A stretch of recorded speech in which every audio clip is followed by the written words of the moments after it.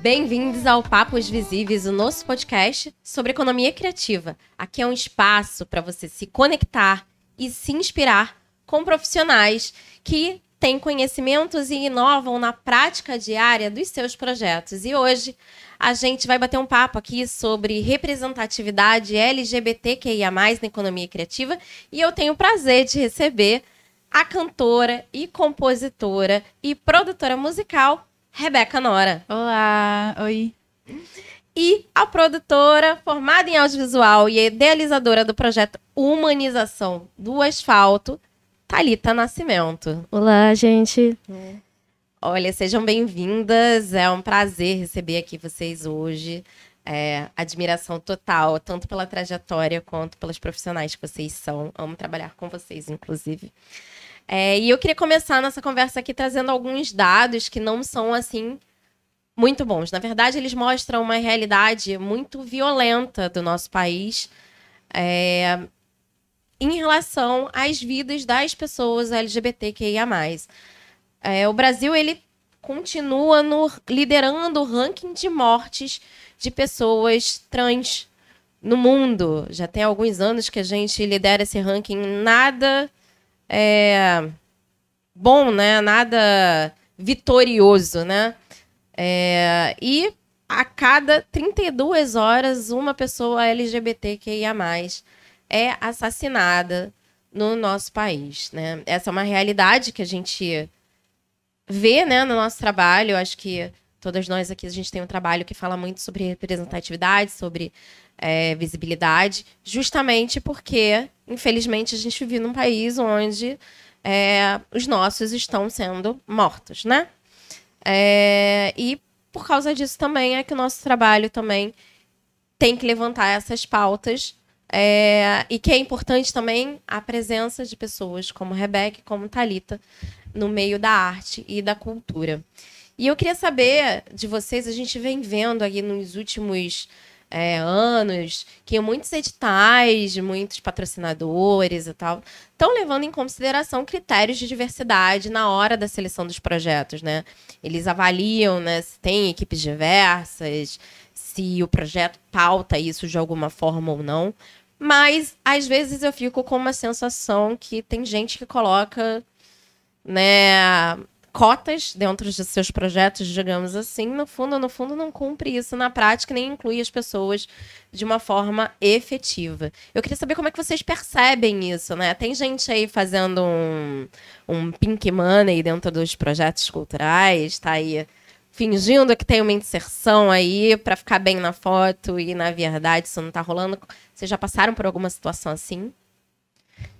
Então, você até perguntando, né, como é que a gente acaba percebendo isso. Eu vejo que tem muitas pessoas que estão produzindo, que estão no corre, né? Seja dentro da produção, da comunicação, do fazer artístico.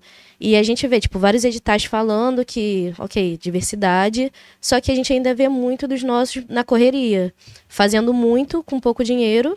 Às vezes fazendo até mais, né? Com pouco recurso do que a gente que tá com grana e, não tá fazendo tanto. Então, eu acho isso um pouco sintomático, né? Porque mesmo que a gente veja que muitos editais chegaram nos últimos anos, a gente ainda vê na prática, na realidade, muitos projetos ainda tendo dificuldade de se inserir no mercado, ter um capital financeiro de rotatividade, de sustentabilidade dentro dos projetos. Então, acho que isso já é um sintoma de que ainda tem alguma coisa faltando desse processo, assim. Total, eu concordo muito com a Thalita. Eu acho que eu não consigo perceber esses projetos que não têm, porque eu não chego neles. Eu realmente não conheço, porque eu não conheço quem passou. Tem muitas vezes que a gente conhece, né, as pessoas, quem faz e posta nas redes, a gente sabe o que as pessoas estão fazendo, mais ou menos. E é exatamente isso que a Thalita falou. A gente sabe que essas pessoas com certeza se inscreveram, porque vieram falar comigo, faz parte da equipe, se passar vai ser assim, e não passa, e até nós mesmas inscrevemos, né, a gente já inscreveu, inclusive juntas para edital, assim, e não passa. Então, realmente, com certeza tem gente que fala que tem diversidade e de fato não tem, mas eu acho que ao mesmo tempo, pelo menos alguém que realmente tem a diversidade deve estar sendo contemplado por esses critérios que antes nem existiam, né? Eu fico pensando aqui se... Eu fico pensando muito no pós, né? Quando a gente entrega nossos relatórios, como é que a gente comprova isso, né? E eu vejo que para mim tem uma falha muito grande na forma como a gente depois faz a comprovação de contas, né? Que é muito baseada em número, né? Muito baseada em, por exemplo, como o dinheiro foi gasto. Eles querem saber, beleza, notinha lá e tal. Querem saber muitas vezes, tipo, para onde foi cada centavo. Mas assim, não tem uma preocupação real de para quem foi esse centavo, né? Sim. Tipo, não tem nenhum... Até hoje, assim, não vi... A gente tem, assim, nos relatórios dentro da coletiva, a gente faz isso. Mas eu vejo que não tem isso institucionalizado, né? De ter uma obrigatoriedade de você fazer uma comprovação de para onde aquele dinheiro foi, né? Aquele dinheiro foi efetivamente aplicado em território popular, em critérios de diversidade, para os artistas locais. Foi mesmo, assim, né? Como é que você comprova isso? Assim, isso tem como você comprovar, né? Você tem como você mostrar que isso foi direcionado. Mas eu acho que tem uma falha muito grande no processo 2, né? Não na parte de ter esses critérios dentro dos editais. Eu acho que eles são essenciais. Mas eu acho que, de fato, tá faltando a gente evoluir com isso, né? Porque senão a gente fica só ali no número imaginário, né? Que não tem uma comprovação real, assim. Fica meio que num campo da entrega imaginária, né? Tipo, fiz aqui, tô fazendo o que vocês pediram, só que é isso, né? A questão da gente fazer a circulação financeira na economia criativa dentro das periferias, do subúrbio, das favelas, é porque é o político, né? A gente faz a economia circular entre a gente, seja tipo em todas as etapas de produção. Então, entender o quanto é importante saber para onde esse dinheiro vai, quem está recebendo, quem está sendo beneficiado, é muito importante, porque é isso, não é só uma entrega, né? Mostrei ali, fiz isso aqui, não. Quais camadas foram acessadas para a verdadeira transformação social ou início delas? Então, acho que falta muita coisa ainda, né? Sim. E é muito difícil também o próprio processo de comprovação, que é totalmente online e tal. E aí, se a gente já tem, tipo, fraude de cotas que são autodeclaradas, como é que, tipo, você também não pode falar que a sua equipe tem, sim, pessoas LGBT, que é uma coisa muito mais difícil de comprovar. E como é que você vai comprovar isso, sabe? Então, sei lá, falta um conselho de ética, alguma coisa assim. Ou um acompanhamento mais presencial também, né, dos projetos que estão sendo desenvolvidos e não ficar só no virtual, que aí você está vendo de fato acontecendo e óbvio que, tipo, não tem como você provar trabalhando que você é LGBT, tipo, com 100% de certeza, mas tem como comprovar que o seu projeto está sendo utilizado para e com a comunidade LGBT. Isso fica explícito também, né? Sim, eu acho que na prática diária dá para perceber, né? Dá para você ver. E aí, eu fiquei perguntando aqui se vocês também já entraram em ambientes onde vocês sentiram, por exemplo, vocês foram convidados para algum projeto, onde vocês sentiram que a pessoa só chegou para vocês, assim, também para cumprir essa cota, sabe? Eu já ouvi algumas artistas falando assim, me chamou só para dizer que tem, entendeu? Mas assim, ou até a gente mesmo como produção, assim, chamou, mas não me colocou em lugar de destaque, de protagonismo, não me incluiu nas conversas, na liderança, então o que eu tô fazendo aqui, assim? Vocês já passaram por alguma situação, assim, ou já viram alguém falar que passou por alguma situação, assim? Então, eu acho que tem uma outra camada nisso tudo também, né, dentro da produção que é LGBT, que existe muita questão da invisibilidade de mulheres lésbicas dentro desse processo.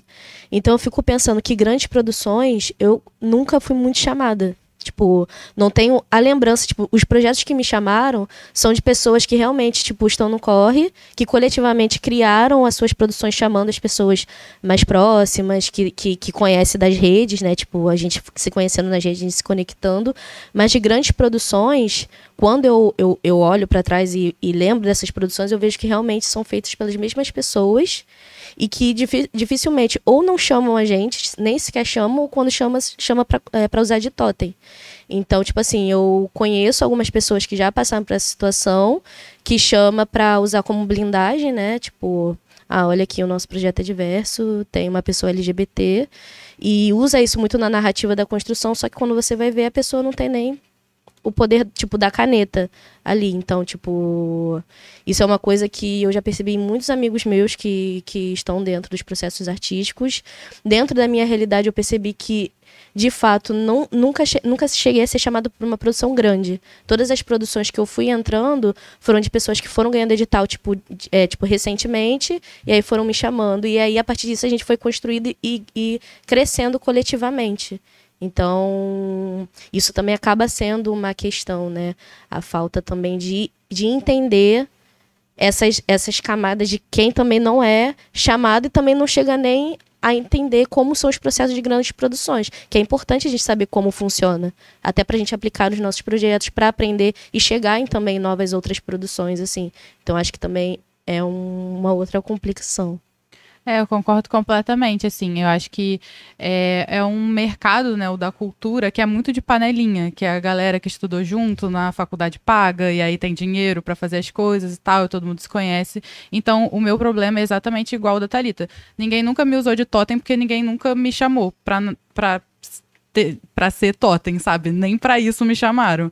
E todos os projetos que eu trabalhei foram com pessoas incríveis, que têm essa visão, como vocês duas, e que realmente me chamaram para trabalhar de fato, para integrar a equipe e de fato colaborar com aquele projeto. Então, nesse sentido, eu tenho muita sorte, porque é uma faca de dois bicos, né? Porque às vezes eu fico, queria ganhar bem, e aí talvez eu fosse usada de totem, mas pelo menos eu trabalhei com pessoas legais e nunca fui usada de totem, mas não tô ganhando tão bem assim, então não sei, nem sei o que sentir.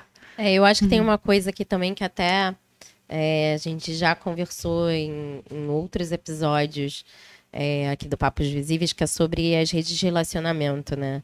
Que até para mim tem né, uma matéria que saiu com Lázaro Ramos, né, há pouco tempo, e que ele fala, né, como ele não tinha as redes, ele não tinha os acessos, ele não veio do mesmo lugar. Quem não vem do mesmo lugar, né? E é que a gente está falando de 3 mulheres suburbanas, então são mulheres que não vieram dessa panelinha.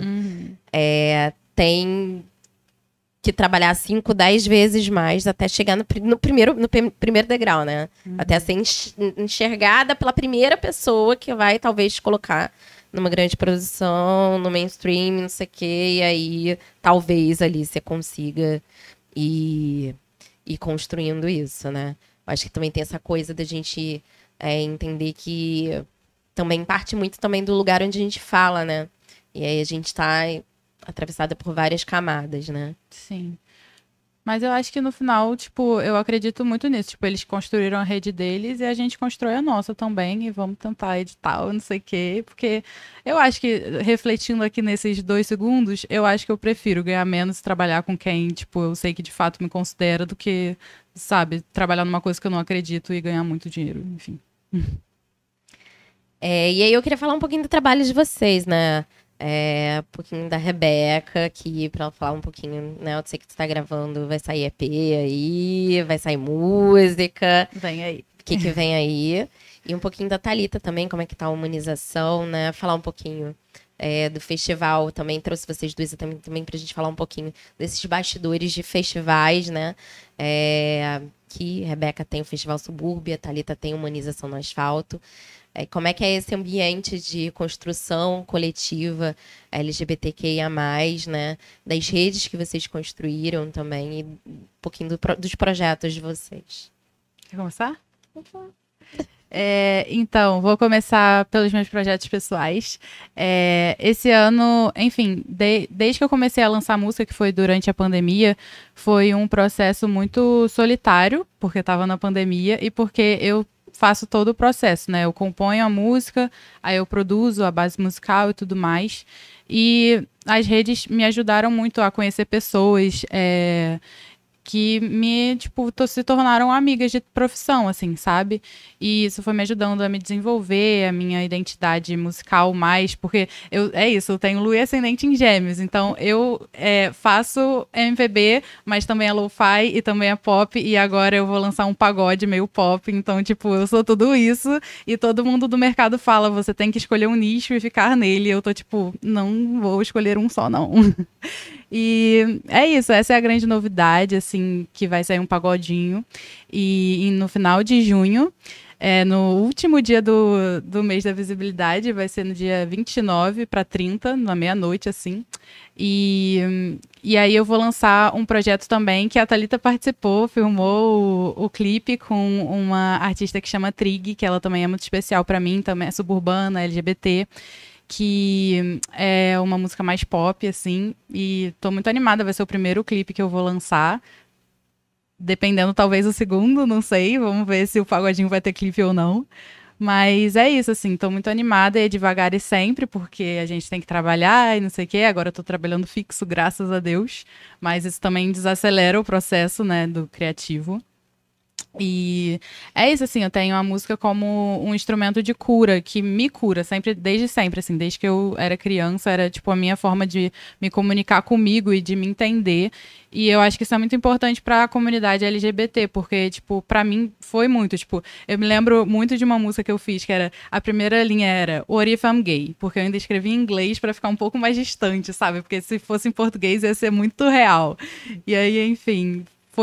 A música foi a primeira vez que eu admiti pra mim mesma a minha sexualidade, assim. Então, eu acho que tem esse espaço de acolhimento e de visibilidade, de, tipo, trazer nossos corpos, nossas histórias, tipo, pra tela, pra clipe. Eu amo clipe. E aí, é isso. Tô trabalhando nesse rolê. Muito bom, já tô ansiosa daqui. Eu também. Ah. E aí, em relação a festival, tipo, a Subúrbia foi um projeto muito mais...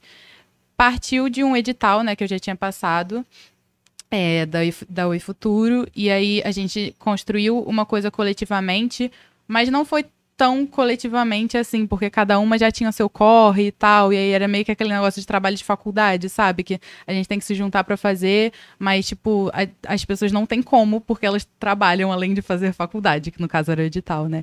E aí eu, nessa época, só era bolsista da faculdade e tava fazendo edital, então tinha muito mais tempo e, enfim, tava com muita vontade de fazer acontecer. E foi principalmente com a ajuda da Ana, que tava trabalhando lá na Arena de Cro, que eu consegui Ana Paula Galberto, se eu não me engano, a Galberto. Maravilhosa. Ela é maravilhosa. Ela me deu muito apoio, assim, ela falou, não, pô, vamos, eu acredito, vamos fazer e tal. Aí, tipo, quando ela me deu essa validação que eu podia ter o espaço, a partir daí eu, tipo, me animei muito e aconteceu, a Subúrbia tem o objetivo de ser um festival só feminino, mas aí hoje em dia... Desde 2019 que eu não faço, né? Hoje em dia eu já tô reavaliando, tipo, se eu conseguir tempo para inscrever no edital e tal, de não ser só feminino, mas de ser feminino e não binário, porque eu acho que se conversam muito e também as pessoas não binárias são muito invisibilizadas e, tipo, não tem espaço em projetos que são 100% femininos. E... Aí é isso, eu aprendi muito com a humanização, que a Thalita me chamou para fazer o som de uma live, o festival live, né, que teve na pandemia. E aí fala tu. Então, eu achei engraçado porque para humanização, a Arena de Cro também foi um grande berço, assim, né? A gente começou a se fortalecer através da Arena de Cro, né? Tipo, em 2017... a gente começou com colagem de lambe-lambe, né? O nosso nem tinha nome ainda, tipo, o nosso objetivo era colar os nossos corpos dentro, tipo, nas ruas das periferias. A gente começou colando alguns lambe-lambe na Penha, enfim, Bom Sucesso, Olaria, essas áreas assim, e aí, a partir disso, a gente foi se conectando com a Arena de Cro, onde teve uma primeira exposição falando sobre a representatividade LGBT periférica. E a gente teve esse apoio, teve essa força, e foi quando a gente começou a fazer nosso primeiro festival, onde teve uma ocupação artística, inclusive com artistas que hoje, tipo, a gente olha e vê, gente, como a gente chegou ali, a gente só tinha 6 anos. Tipo, teve Aventura Profana, Caio Prado, que são artistas que são maravilhosos, sabe? Tipo tão voando agora, assim. Então, pra gente, né, a gente foi entendendo, a gente percebeu o quanto era importante, porque quanto mais a gente fazia, mais a gente era acionado. Mais as pessoas chamavam a gente, mais a rede ia se criando, mais do que a gente imaginava. Então, isso quer dizer que, tipo assim, a demanda é muito grande. A vontade de criar é muito grande, né? Então, a gente começou a criar em 2017, o nosso coletivo tipo, foi crescendo, a gente foi articulando, a gente foi entendendo qual é a potência da economia criativa LGBT periférica. Então, a gente atuou na Arena Jovelina, a gente fez produções em outros lugares. Teve uma vez também que a gente fez uma palestra numa escola lá na Penha, onde depois teve um show de uma drag. Então só para dar uma resumida, né, tipo, o Humanização no Asfalto é um coletivo de ocupação LGBT periférica que começou em 2017. Hoje quem está atuando sou eu, Marina Carvalho e Elaine. Então a gente, tipo, 3 mulheres lésbicas que estão no corre da cena LGBT periférica, mas sempre aberto a conectar com todas as pessoas que estão articulando. E é isso, né? A gente acredita que a partir dessas construções a gente movimenta a economia criativa, a gente movimenta também quem está fazendo a questão do empreendedorismo, que é uma coisa muito importante para a humanização. Teve um festival que a gente fez que teve uma feira de empreendedorismo, onde as pessoas tipo, levaram seus alimentos para vender, suas roupas. E a gente acredita muito nessa força de uma coletividade, né? De criar um sistema, um ecossistema de produção entre pessoas LGBTs que vivem nas margens, para a criação dessa potência, dessa força, porque é isso. Se uma galera daqui ganha um edital, chama outras pessoas, então vai se movimentando, vai fazendo a economia financeira daqui, depois chama outra e a gente vai criando essa rede. Então, a humanização vem muito dessa vontade de fortalecer esse ecossistema, né? Para que a gente também consiga empreender, a gente consiga fortalecer até que um dia a gente não precise, eu sei que é um pouco utópico isso, mas que a gente não precise trabalhar em outros espaços para se manter, que o nosso próprio trabalho mantenha a nossa vida. Que seja um trabalho onde a gente consiga se manter, onde a gente consiga pagar as nossas contas, o nosso aluguel. Porque é isso. Eu fico percebendo que, tipo assim, muitos projetos acabam se perdendo no caminho por conta da questão financeira. A gente acaba, tipo, deixando de lado porque precisa trabalhar, precisa fazer as próprias coisas, acaba produzindo para outras pessoas e acaba deixando os nossos. Então, tipo assim, buscar essa rede, buscar fortalecer financeiramente os nossos projetos é um processo também de continuidade sobre aquilo que a gente quer fazer. Então, a humanização está muito nesse foco de querer levar isso à frente, né? Na pandemia a gente deu uma pausa, porque a gente atuava muito, né, tipo, nos festivais presenciais, todo mundo se abraçando, se encontrando, cantando e tal. Nessa época, a gente ganhou um edital de ações locais, e aí foi quando a gente conheceu a Rebeca, aí a gente fez uma live. A gente fez uma live lá em Irajá, onde a gente botou no YouTube, a gente chamou vários artistas para cantar, e a live tá lá no YouTube, Calote Festival, quem quiser dar uma olhadinha. E aí é isso, aí agora a gente tá nesse processo de retorno, né, tipo, para além do digital, a gente agora quer atuar em outras frentes, tá mais presente em feiras, fazendo novos festivais também, e conectando, e agora com uma nova cara que a gente quer pensar muito em processos de organização e estruturação para que a gente se sustente ao mesmo tempo, faça movimentar outros espaços para uma sustentabilidade coletiva, assim. Acho que é isso. É muito bom te ouvir. Na verdade, eu só me dei conta agora, ouvindo as duas, o quanto que a Arena de Cro conectou a gente também, né? Porque eu também sou cria da Cro. Eu falo que eu sou cria da Cro, porque eu comecei a fazer teatro, ainda estava na faculdade. E aí, quando eu estava terminando a faculdade, fui fazer o meu último estágio, foi na Cro. E aí eu era atriz e comunicadora, né? Tava ali nos dois processos, né? E me apaixonei pela cultura estando na Cro. Então, ali eu aprendi a ser produtora, ali eu me fortaleci como atriz, ali, enfim, aquilo ali foi minha escola. E agora que eu me dei conta o quanto que aquele espaço e as pessoas daquele espaço, né? E aí a gente tá falando da Ana Paula, Tem a Tati Rebeca. Maria, tem a Rebeca. O Nil trabalhava lá também. Pois é, assim, quanto que essas pessoas que se tornaram também nossa rede de apoio também passaram por lá, né? E o quanto que ter espaços assim são importantes, né?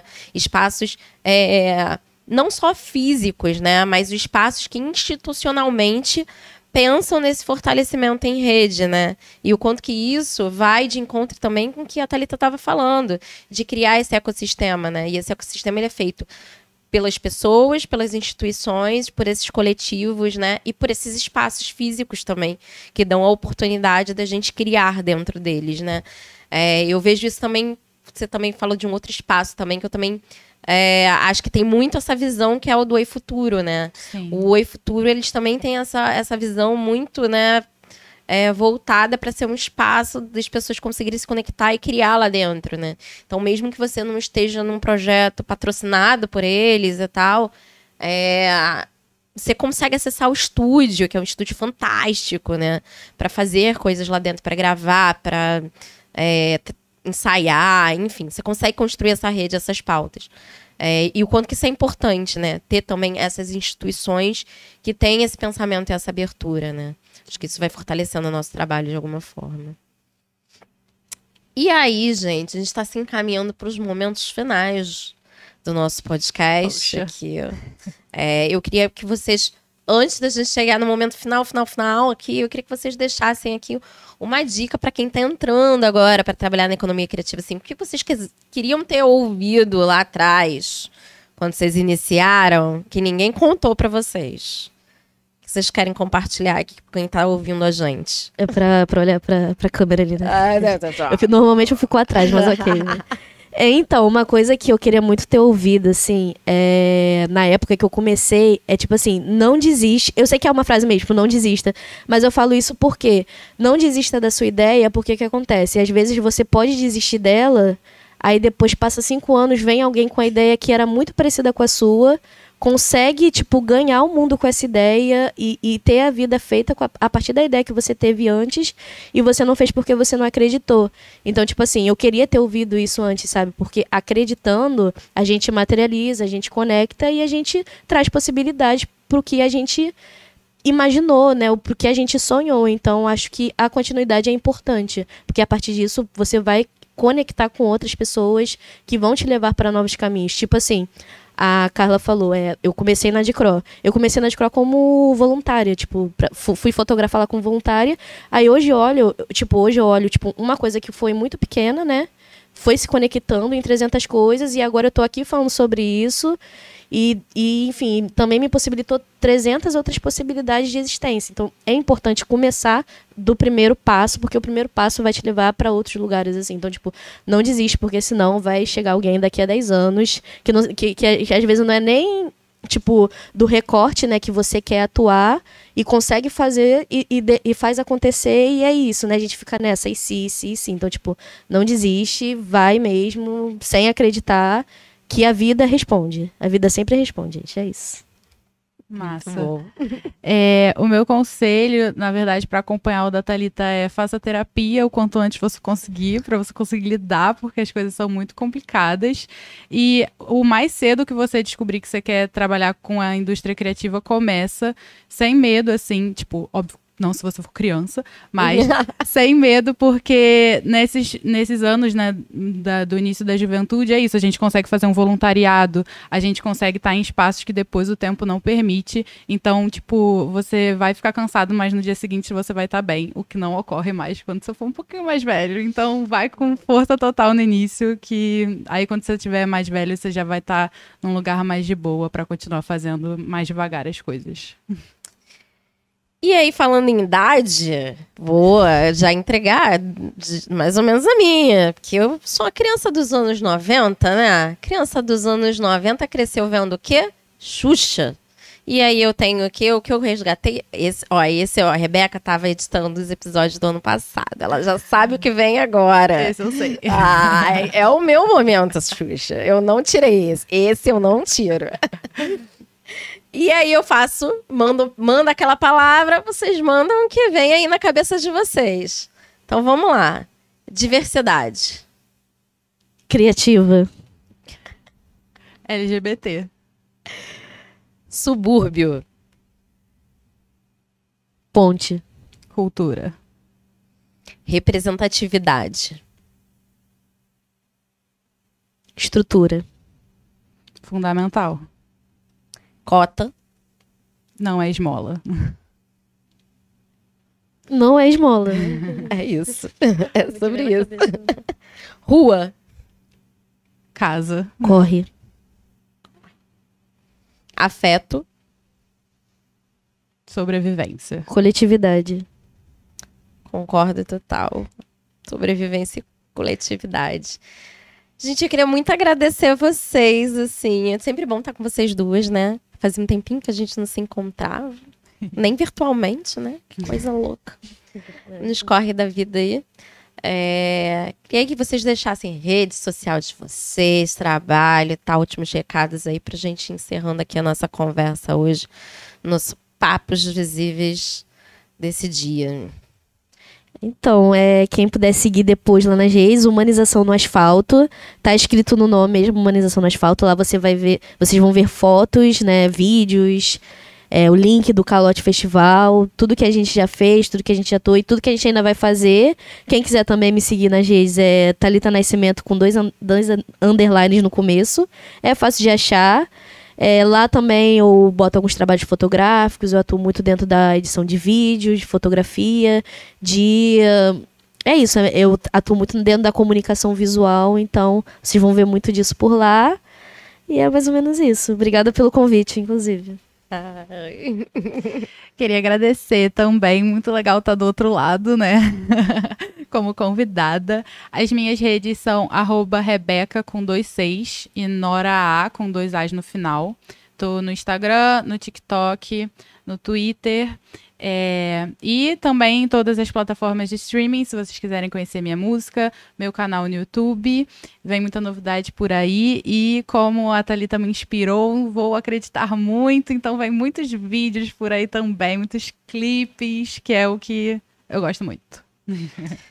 Ai, muito obrigada. Eu queria agradecer, né, a você que ficou aqui com a gente, ouvindo essa conversa, participando, e convidar, porque Papos Visíveis continua, e no próximo episódio a gente vai ter um encontro para falar sobre as mulheres nas artes visuais.